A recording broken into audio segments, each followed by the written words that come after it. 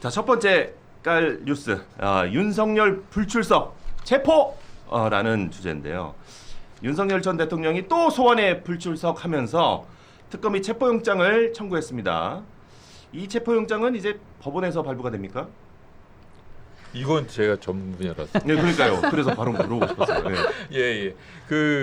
당연히 그 피의자의 출석 불응, 그러니까 출석을 담보할 수 없는 경우에 청구하는 것이 체포영장이고요. 네. 이 경우에 윤석열 씨 같은 경우에는 이미 여러 가지 그 법정에 실질적으로 수사기관의 출석 요구나 법정에 출석하지 않았을 뿐만 아니라 본인이 출석하고자 하는 의지를 전혀 보이고 있지 않습니다. 그런 점에 비춰보면은 체포영장이 발부가 되어야 하고요. 네네.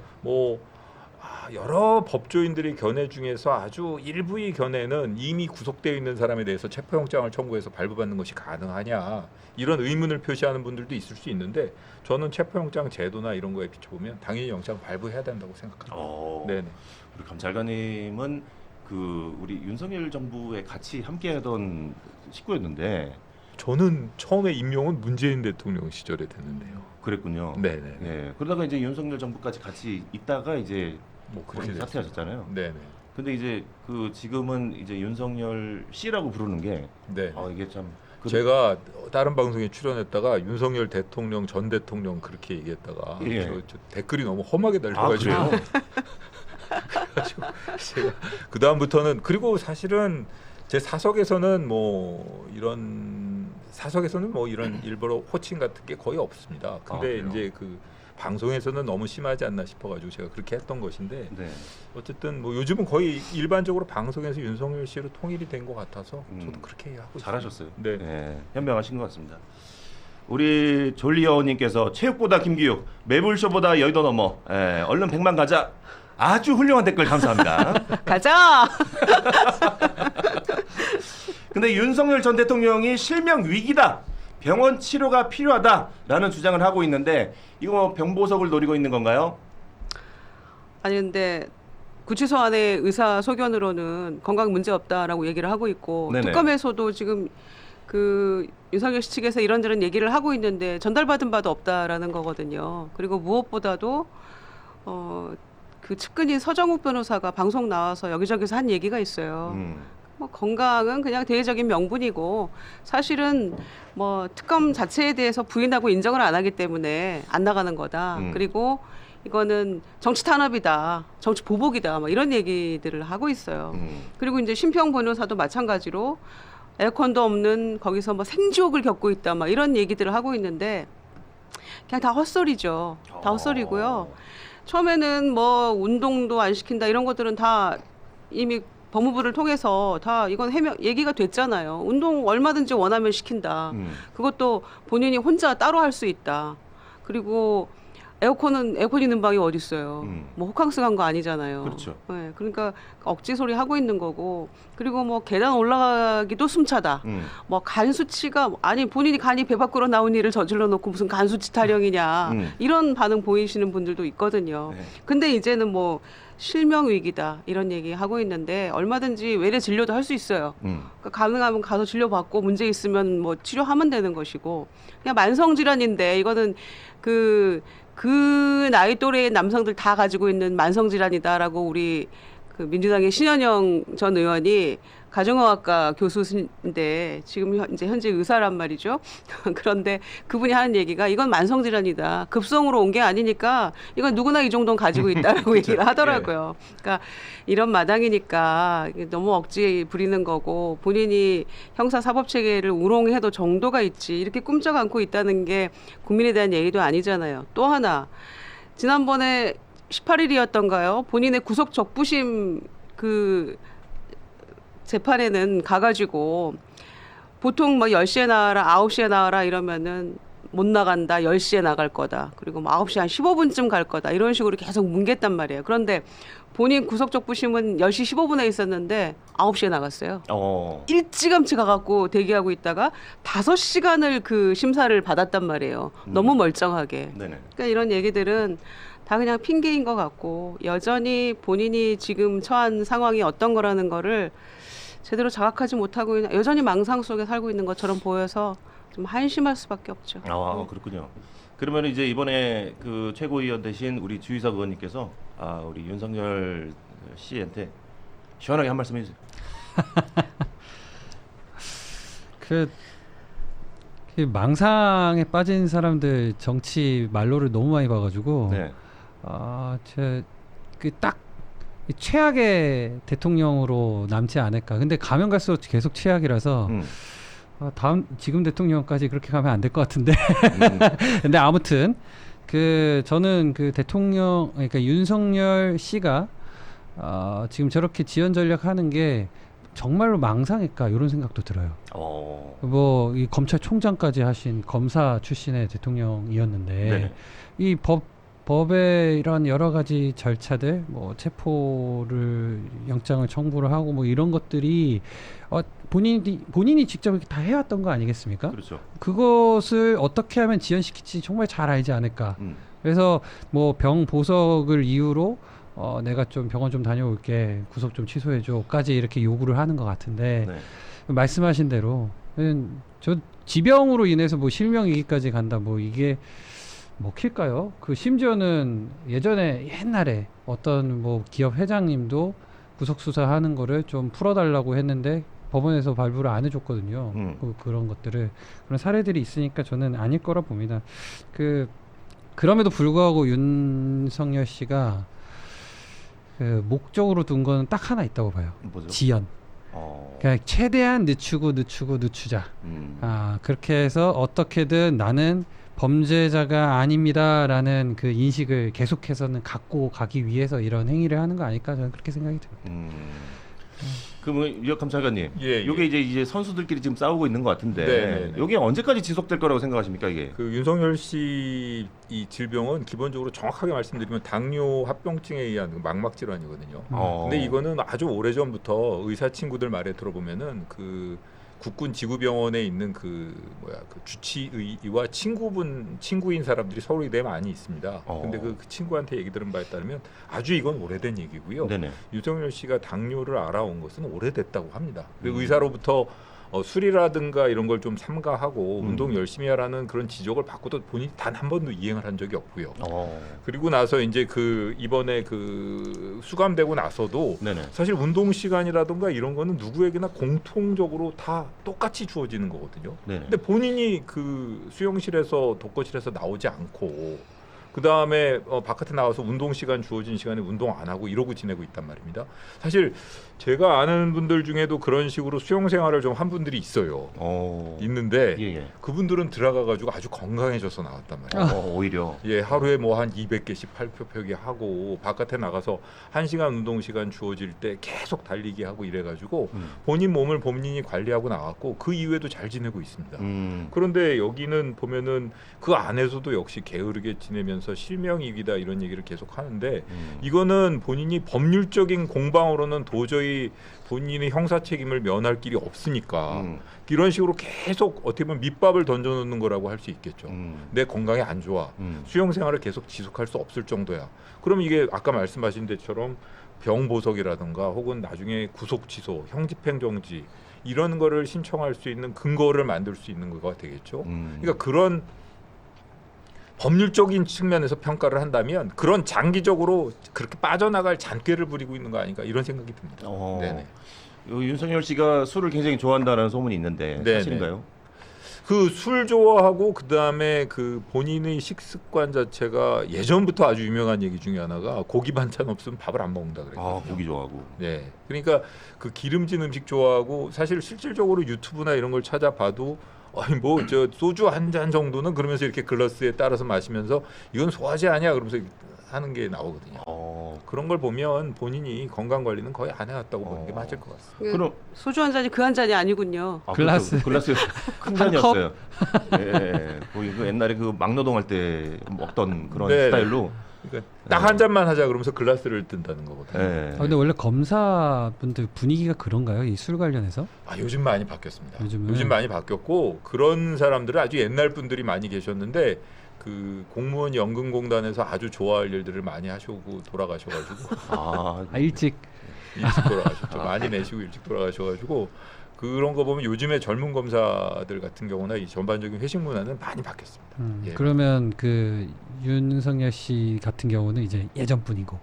옛날 사람들이죠. 그렇죠. 그러니까 뭐 술 많이 먹고 그걸 자랑하는 그게 이제 뭐 당연한 거라고 생각하는 그런 사람들 분위기인데 그렇게 지냈던 옛날 문화에 젖어 지냈던 분들은 건강 상태가 다 좋지 않아요. 망상에 빠진 술 주정뱅이 뭐 이런 느낌인가요? 그러면 아니, 모두 그래서- 종합을 하면 아니 그 구치소에서 오히려 술도 못 먹고 다 끊고 건강이 좋아져야 되잖아요, 건강이. 그렇죠. 그리고 사실은 그 많은 정치인 그 수감 생활했던 선배 정치인들은 다 몸짱돼서 나오는 경우 진짜 많아요. 그런데 거기서 계속 지금 어디 아프다 여기 아프다 아픈 데가 계속 돌아가면서 달라지더라고요. 타령을 하고 있고. 본인 지금 있는 데가 수용자 한 4-5명 수용하는 방에 혼자 있는 거잖아요. 그렇죠. 근데 이렇게 이게 힘들다면 그냥 홍거방으로 보내가지고 한번 같이 운동도 하고 같이 지내봐라. 그래야지 불평불만 없을 거다. 지금 얼마나 호화롭게 살고 있는지. 그래서 송영길 전 대표 같은 경우에도 서울구치소에 한 11개월 있다가 이제 보석으로 나오셨는데 하는 얘기가 이거예요. 너무 화가 난다. 좀 호텔방이다 거기는. 그리고 윤석열 씨 있는 데는 2층이라서 거기가 비교적 상대적으로 시원하대요. 그러니까 송영길 전 대표는 3층에 있었는데 3층은 겨울에 너무 뼈시리게 춥고 여름에 너무 덥고 그런 데 있었는데 왜 혼자 지내면서 지금 이렇게 불평불만이냐. 거기는 호텔이다. 서울구치소에서. 이러면서 이제 굉장히 비판을 강도 높게 했었는데 본인이 이럴 줄 몰랐나요? 앞으로 적응하길 권고드립니다. 왜냐하면은 내란 수계는 사형 아니면 무기징역, 무기근거인데 적응해야 되지 않겠어요. 예. 그러니까 그 안에 계신 분 중에서 이제 운동 좋아하시는 분을 룸메이트로 붙여줘라. 차라리 그게 낫지 않겠냐? 홍거방에서 좀 살아봐야 네. 아 거기가 천국이었구나 이럴 거 아니겠어요. 예. 그래서 건강도 좀 챙기고 그 안에서 그렇죠. 검사 잘 받게 네. 했으면 좋겠다. 라는 의견 주셨습니다. 고맙습니다. 예. 이준석 의원실에 2차 압수수색이 있었습니다. 예, 2차 압수수색. 도대체 특검이 이준석 의원실에 2차 압수수색을 왜 했을까? 디지털 자료를 확보하기 위해서라고 하는데 이거 어떻게 봐야 될까요? 결국 아무것도 못 가져갔습니다. 오늘. 아니 어제 있었던 어제. 일인데 결국 1시간 10분 정도 있다 갔나요? 예. 가져갈 수 있는 게 없죠. 왜냐면은 압수수색을 할 때는 아까 말씀하신 대로 특정 그 관련된 자료만 이렇게 가져갈 수 있는데 네. 그 의원실이 그 뭐 공천 개입 예를 들어서 가불병정이 있는데 가불병정이 공모를 했대요. 네. 그 중에 정이 이준석 대표인데 네. 이준석 대표가 또 가해자고 피해자래. 이게 말이 안 되잖아요. 근데 그게 총선 있기 전에 22년도인가요? 21년도에 있었던 그 지방선거랑 재보궐 공천 관련 내용이잖아요. 네네. 국회의원이 되고 나서 마련된 의원실에 그것도 국회가 제공한 컴퓨터 안에서 뭘 가져갈 수 있겠습니까? 네. 그러니까 이거는 그냥 망신주기 음. 정도 이렇게 볼 수밖에 없다고. 실제로 지금 이준석 대표의 그 압수수색을 하는 거는 망신주기다. 네, 근데 오히려 땡큐이기도 해요. 오히려 땡큐다. 왜냐하면 저희 같은 개혁신당이 이제 3석 정당의 경우는 네네. 특히 이 특검 전국에서 이슈가 다 그쪽으로 몰려가는데 네.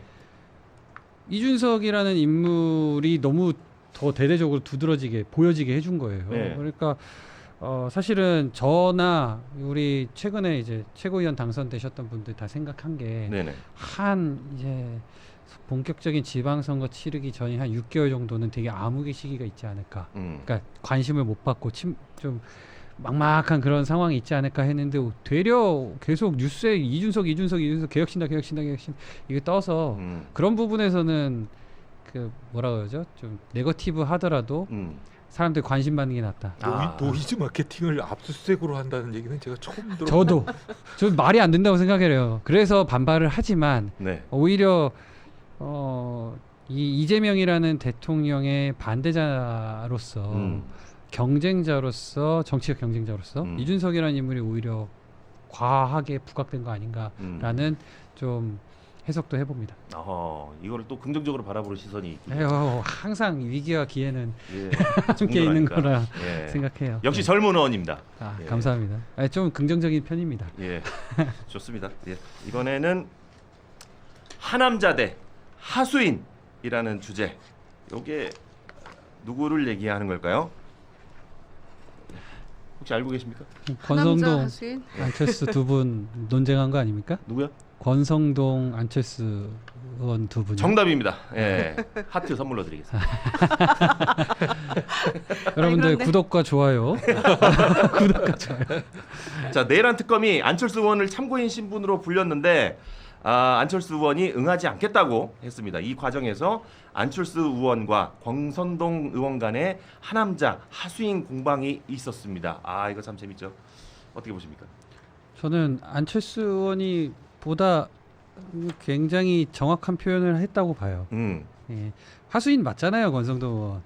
그렇게 생각하시는구나. 왜냐면은 또 저희 대표 입장에서 또 생각을 해야 되는데 네네. 텔레그램 그 체리 따봉 받으면서 대통령한테 굽신굽신 하시던 분 맞잖아요. 그러니까 하수인 맞죠. 근데 이제 하남자를 권 대표께서 안 대표한테 그렇게 얘기를 한 게 네네. 이제 납득이 안 갑니다, 저는. 왜냐면 그 강심장으로 네. 당론 어겨가면서 투표장에 끝까지 앉아 있었던 거 가지고 그런 인물인데도 불구하고 하남자, 저는 안 대표님의 그 소신과 어떤 의견 개진하셨던 거에 대해서는 굉장히 평가합니다. 우리 정재수님께서 잘한다 주의사 네, 감사합니다. 칭찬해 주셨습니다. 네. 어떻게 보십니까? 글쎄 지금 방금 경향신문 뭐 단독 속보 보니까 네. 이 하수인이라고 지칭한 이 권성동 의원이 네. 통일교 측으로부터 억대 불법 정치자금 받았다. 오. 그게 이제 아까 우리가 얘기했던 그 통일교 윤모 씨 본부장이 구속됐는데 그 구속영장에 이런 부분들이 적시가 돼 있다는 거예요. 네네. 그러니까 권성동 의원한테 억대 불법 정치자금 줬다 이런 얘기들이. 그러니까 근데 사실은 통일교에서 그렇게 중간에 뭐 건진이건 또 권성동 의원하고도 상당히 밀접하게 연관이 돼 있긴 하죠. 왜냐하면 2021년이었던가요? 그 대선 이번 대선 말고 지난 대선의 후보 시절에 윤석열 후보 시절에 통일교 측에서 주최하는 어떤 그 회의에 컨퍼런스 같은데 행사에 후보가 거기 이제 같이 갔단 말이에요. 윤석열 후보가. 근데 그 중간의 역할을 권성동 의원이 했어요. 그 권성동 의원이 지금 구속된 윤 본부장하고 이렇게 얘기를 해가지고 윤석열 후보가 그 행사에 참석도 하고 했었는데 굉장히 밀접하게 관련이 있다고 볼 수가 있죠.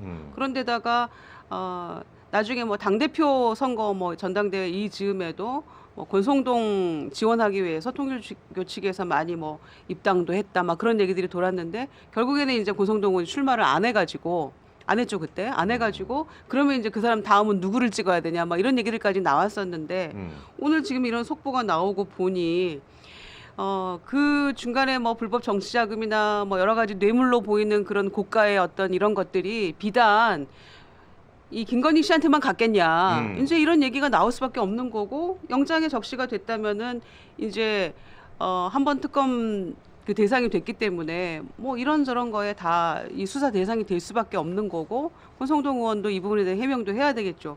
그래서 저는 뭐 하남자다 이렇게 얘기하니까 넌 하수인 이렇게 받아쳤지만 저는 이 지칭 가운데서는 하남자 승이라고 생각합니다. 그래요. 내란 특검이 안철수 의원을 부른 것에 대해서 안철수 의원이 너무 지나치게 크게 생각한 거 아닐까 하는데 검찰 출신으로 수사 많이 해보시잖아요. 네, 검찰관이 어떻게 생각하십니까?